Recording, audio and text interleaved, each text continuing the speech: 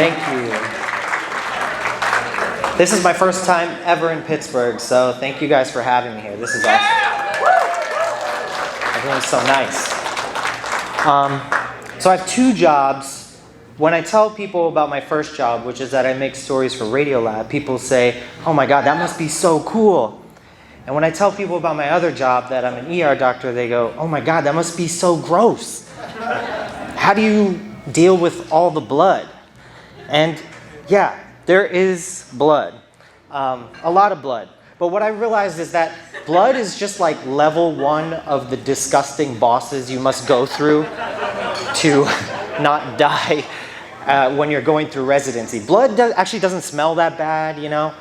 After blood for me was urine, getting covered in urine. That really made me want to pass out. But once I got used to that, touching feces, that was really hard. And I still get tripped up on vomit. When I hear vomit or I see vomit, I want to vomit. But I asked a bunch of my friends in the business, you know, what's the most disgusting thing that we see in the ER? And there's one disgusting thing to kill them all, the final boss.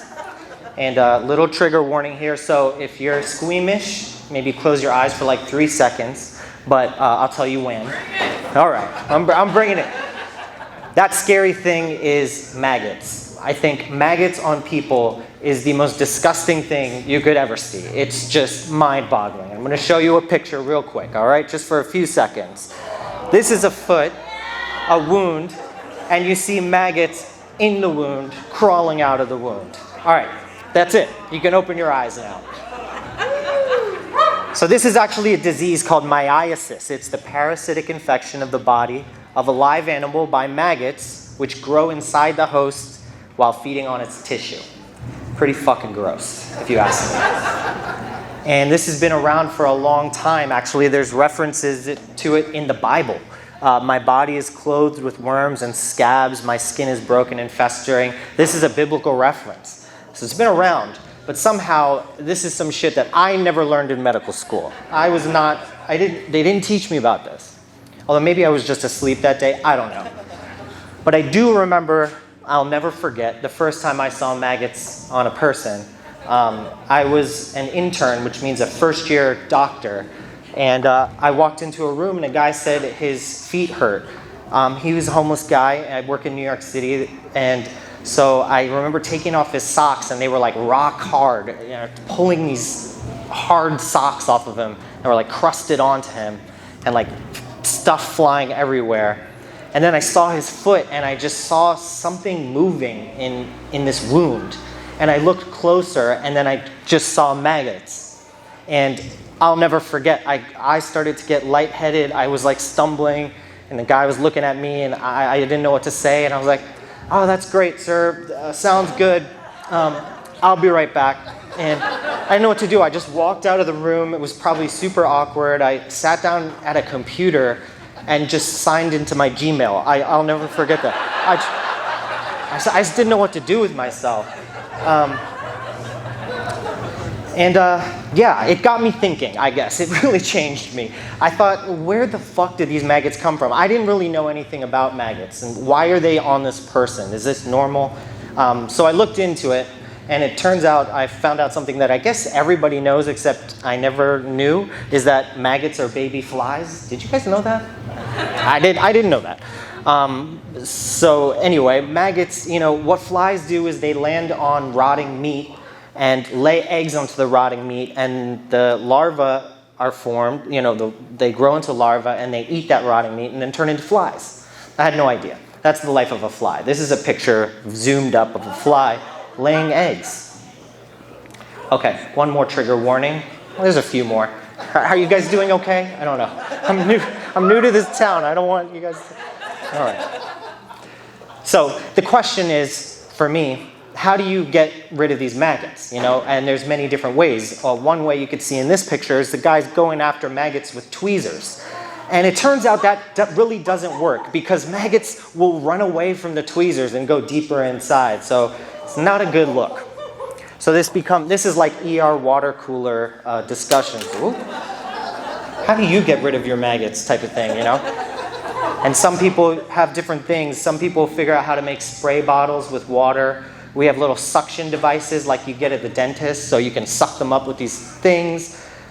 This guy from Syria that I met, he was a doctor. He was like, oh, you got to use bicarbonate mixed with peroxide. That's the trick.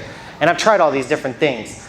So it's interesting to talk to different doctors around the world, see how they do this. But for me, I like to think of myself as a rebel. I think different, I'm innovative. So, going the wrong way. Oh, hold on one second. Let me just make sure I'm doing this right. Yeah, so for me, right, I might just prescribe them. Yeah, I might prescribe them. And I'm going to explain what I mean by that, but let's take a little detour, okay? This is a woman by the name of Diana Dupuy, regular woman, just incidentally happened to work for Theranos. I don't know, but whatever. So the story with Diana is she's just a regular person. She injured her foot in a bike accident, and it was broken. It had some wounds. It was in a cast. So when she took the cast off, she noticed that this wound was looking really bad. It was kind of black and fungating, and it just wasn't healing the way you would think it would. Let's see if this audio works. Can you hear that? No? Okay. Well, it's kind of quiet, but that's okay. I'll summarize what she's saying. Basically, she's saying, I took this cast off and I looked at this wound and it looked like shit. And basically. And my podiatrist said, we got to try some stuff. And she started getting worried because they tried antibiotics, they tried everything. It wasn't getting good. It wasn't getting better. And she knew that this was heading towards an amputation. Now, the reason, let me just talk a little bit of science, is like, how do you heal a wound, right? When you injure a part of your skin or tissue, like say on your foot, the only way to heal it is to have good blood supply, which has to travel quite a long distance, to make it down to here, right? So all these vessels have to be good so that you can get all the oxygen and fluids and proteins and immune cells and platelets and everything you need to reform that tissue. We do this all the time, but we kind of take it for granted. And a lot of times it doesn't work. And that can happen, the way I think about it is these vessels are like roads, And sometimes the roads are pretty bad. Like say if you have diabetes or if you're a smoker or just have bad vessels, that stuff that you need at the foot to repair it may not be able to get there. And so this happens a lot more than you would think. So if you have a wound, right, normally it heals up. But what if it doesn't? Then over time, that wound will start to actually die. The skin will start to die. This doesn't look so bad, but for us, we start, as a doctor, I see that's actually necrotic tissue. That's the beginning of gangrene. Those little black spots on the toes, that's actually dead tissue. That's that part of his body is a corpse. And that tissue is just done for. Another trigger warning. If it gets worse, it looks like this. Okay? And you see this type of stuff, yeah, it's crazy. We see this type of stuff all the time in the hospital. If that guy stubs his toe, it will fall off. So in my mind, I love zombies. That part of him is a zombie. That is dead tissue connected to a living person. And surprisingly, it's actually not that bad to have dead tissue on you. It's not a big deal. I mean, it sucks if you wanted to have toes, but beyond that, it's not the end of the world. We call that dry gangrene. It's fine. But then there can be a problem, which is that gangrene starts to turn wet. And you can see it starting to happen here. And what's happening is that there's an infection growing in that dead tissue. Because if you think about it, dead tissue doesn't have any blood. It's the perfect place for bacteria to just grow and do their thing. And they use that as sort of a launching pad to sort of spread to the rest of the body. So that becomes like a home base for them. So a lot of people actually end up getting amputated because of this. And we have 185,000 amputations that happen every year in the US. It's weird. It's like before I went into medicine, I never knew anyone that had an amputation. And now I know so many people. It's just weird. I don't know. So what do you do when you see a wound that's not healing well? You don't want it to die. You got to fix it, right? So what do we do as doctors? Well, we do some basic things. The first thing we do is something called debridement. And what that means is you take a scalpel and you sort of scrape away and cut away the dead tissue because you don't want that dead tissue sitting there providing a home base for bacteria to grow. Then you give the person antibiotics. They take pills, and you hope that that antibiotics gets in the blood and goes all the way down to the tissue and prevents an infection. And then you have to do sort of like wound care, put bandages on it, don't leave it open, and all that type of stuff, right? In this case, with Diana, none of that stuff was working, and her wound was just getting worse and worse. So she goes online, and she starts Googling it, trying to figure out what she can do. And that's where she meets this guy, Ron Sherman. Now, Ron Sherman's also a doctor. He was an internal medicine doctor, but for some reason, I just think it's crazy because when I was in residency, I spent all my free time either sleeping or drinking my sorrows away. Somehow, this guy, when he was a resident, would spend his free time going around to patients in the hospital and trying to find maggots and collecting them and looking at them under a microscope. Just a really bizarre dude. I'm going to see if the audio works for this. I don't know. It may work, it may not. Let's see.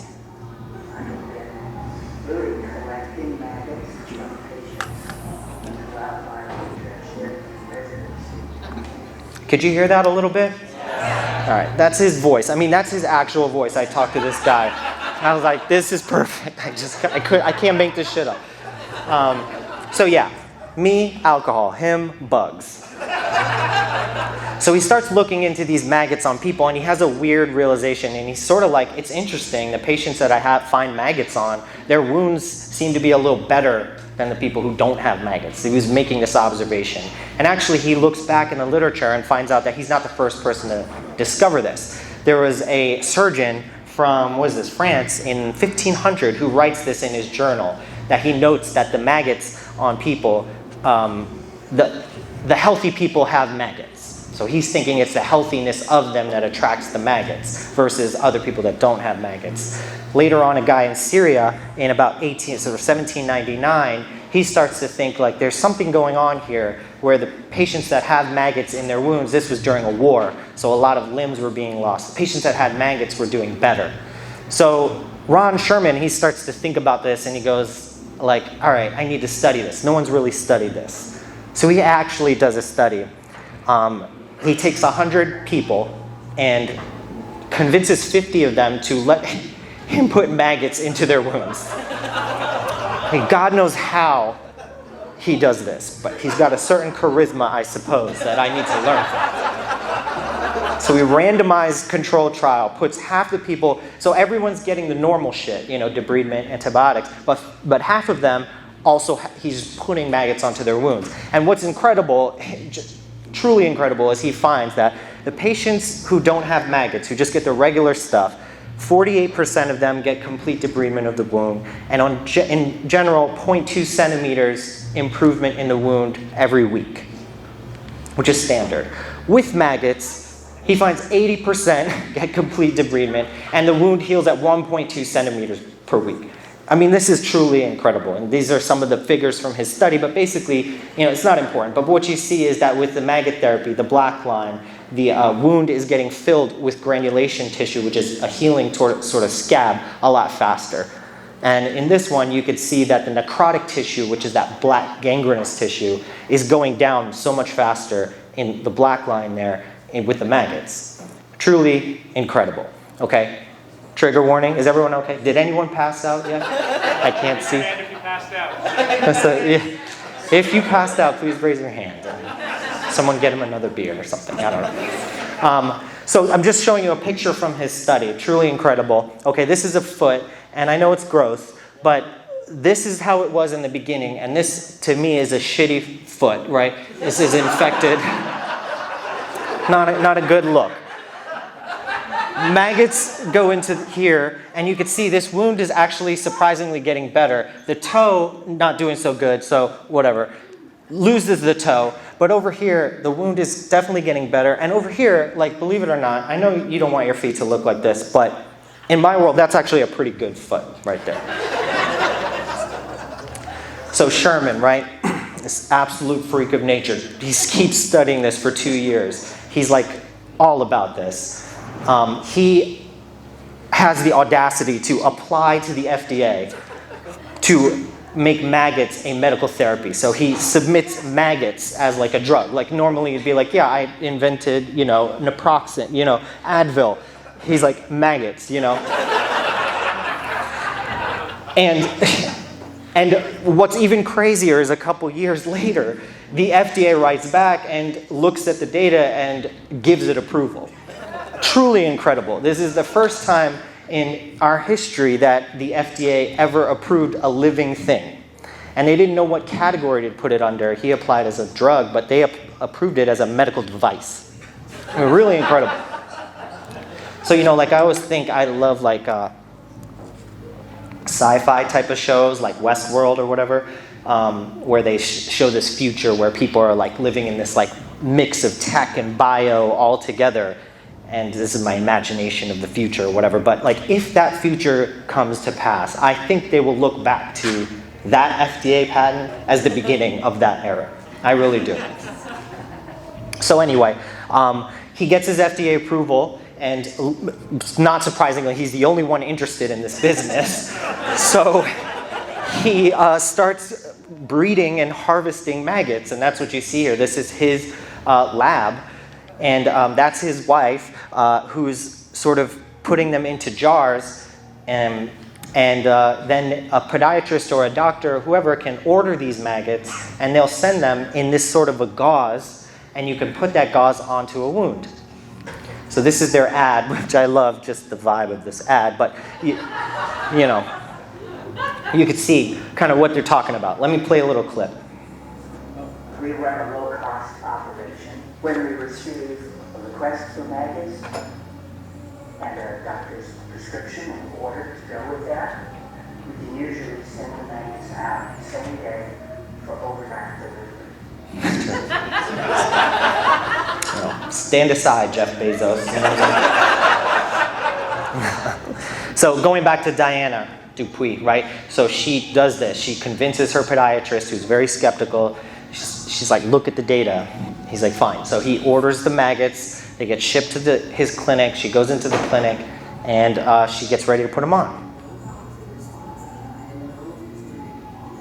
I don't know if you... Can you hear that? Yeah. A little bit? Okay, all right. So, yeah, she's freaking out, right? Maggots that stayed in my wound, they were in their comfort, right? They immediately started doing their work. It seemed like when I calmed down, the maggots calmed down. Yeah, she's entering into a relationship with these maggots. It's pretty incredible. Yeah. So,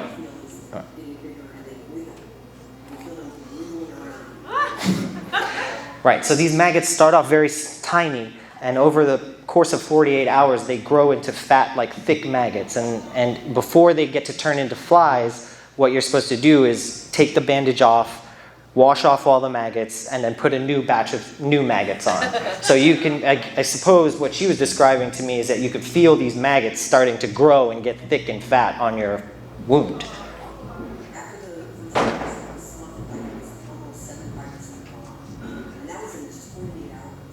So yeah, and now,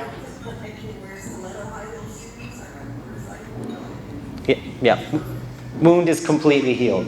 And she told me later the biggest regret she had was sort of that she had to kill the maggots afterwards. She was so thankful. She's like, this is beautiful. But they made her take the maggots and put them in the freezer to kill them. So that brings me to my, where I want to geek out on science for a little bit, which is really, how the fuck is this happening? I don't know. How is this maggot really doing something that I don't know how to do, no human being knows how to do? So that's what I want to talk to you about real quick. So, to figure this out, in my mind, you have to think sort of like a maggot. Right? You have to think like a maggot. All right, so we have to get in the mind of a maggot. So the first thing is it's a baby fly, or it's a baby. So, what do babies need to do? They need to eat. So the thing about a necrotic wound or a gangrenous wound, you saw the picture, but you saw those toes, right? They're pretty hard. If you were to touch it, it's like wood, So the baby larva has to eat that, and it's hard. So what it actually has evolved is this really incredible thing where it has these sort of little ridges and spikes, I guess, on its body that it's evolved. And so when you put the maggot into a wound, it naturally starts crawling around on the wound. And as it does that, it sort of like softens up the dirt, as I would say. Like it takes this hard surface and over time turns it into like dirt almost. So it's naturally, basically, essentially what is it doing? It's gently debriding that tissue. It's cutting it away from being adherent to itself and turning it into a slough. And that's pretty incredible. What else? Just like any baby, just like our babies, they can't eat solid foods, right? They need liquid. So how does the maggot do that? Well, what it decides to do is it has all these digestive enzymes in its stomach, not too different than us, but it vomits them out onto the wound and basically dissolves this tissue. Truly incredible. So it creates digestive enzymes, same ones we have, vomits it onto the tissue. The incredible thing is that these digestive enzymes only break down dead tissue. The living tissue doesn't get affected. So really incredible, right? So it's liquefying and drinking dead tissue, right? Because it vomits up this stuff, lets it digest, and then slurps it back up. Really incredible. And if that wasn't enough, there's more, right? There's this molecule. This is called lucifensin. It's a peptide, I guess. And lucifensin is random. They study the gut of these maggots. And when they're vomiting up digestive enzymes, they're also vomiting this thing up. And this thing is actually a never-before-known antibiotic. Really incredible. And if you think about it, the maggot also doesn't want to die of a bacterial infection. It's trying to take care of itself. So it's vomiting up a never-before-seen antibiotic onto the wound. Really incredible. And actually there was a study that came out, I think this was in the late 2010s or something like that, but basically saying that this antibiotic is functional against MRSA. And MRSA is like this resistant bacteria that we're really struggling with in hospitals. So it's really incredible. So what else is it doing? It's eating and killing bacteria. So cool.